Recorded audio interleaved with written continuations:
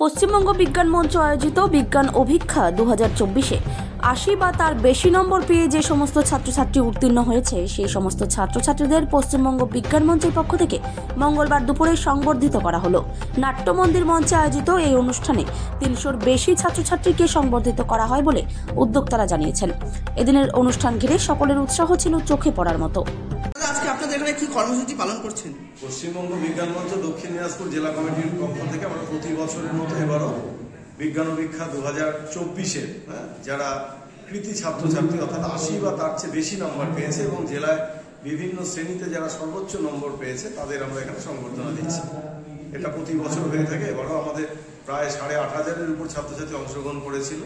জেলার বিভিন্ন বিদ্যালয়ের একটি পরীক্ষা কেন্দ্র সেখানে হয়েছিল। আমাদের অনেক বিজ্ঞানকর্মী নেতৃত্ব এই কাজের সঙ্গে যুক্ত এবং ছাত্রছাত্রী এবং শিক্ষক শিক্ষিকা ও অভিভাবক মণ্ডলীর উৎসাহব্যঞ্জক উপস্থিতি লক্ষ্য করা গেছে।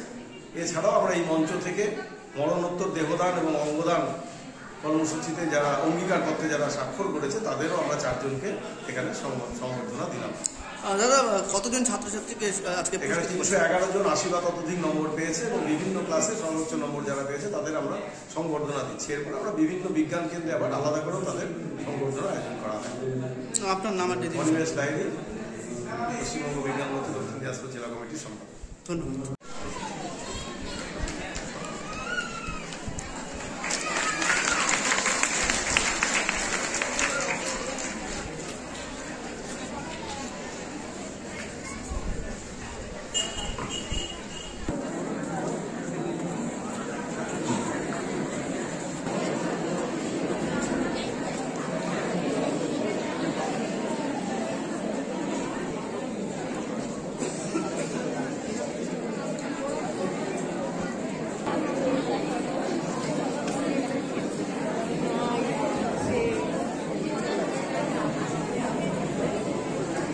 বালুরঘাট।